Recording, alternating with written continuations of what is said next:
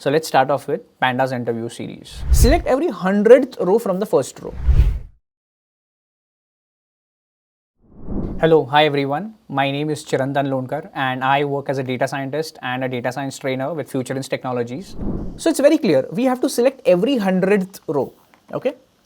Now, the question is so specific. In this case, when you're asked to extract a specific index, prefer using iloc, okay? In this case also, iloc would have worked. You guys can go ahead with iloc. In this case, I'll show you how iloc works. Firstly, I'm reading the CSV file, which is employee.csv, and I'm using something called as parse dates. And in parse dates, I pass this column, which is hire date. Why do I use parse dates? Many times it happens that when I call a particular data frame, the date column that is there, usually the data type taken is object. Please note, every date column, every column that has date records should always be of date time data type, okay, and not of object data type. So with the help of parse dates, I'm converting that object column, which is hire date is an object column, to a date time column, okay.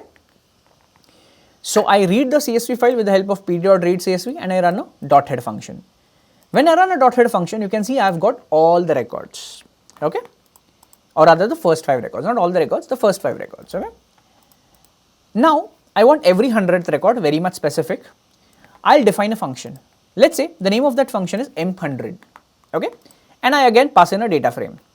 I again mention the doc string. I say this function uses .iloc to return every 100th record starting from the first record.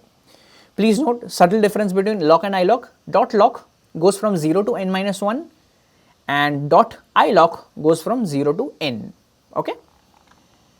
And what do I return? Please note, whenever you have a function, it either returns something or prints something. What does it return? It returns df.iloc : 100. Okay, now what does this : 100 means?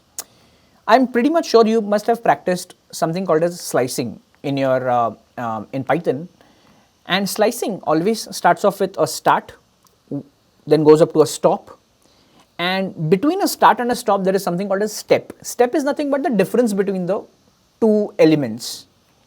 In this case, I am taking : 100, which is nothing but go from starting to ending with a difference of 100.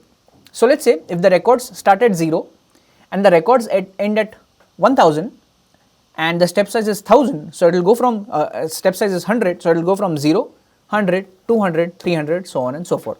So in this case, if you see what we are returning df.iloc : 100, which is nothing but start from the very start, stop at the very end with the step size of 100.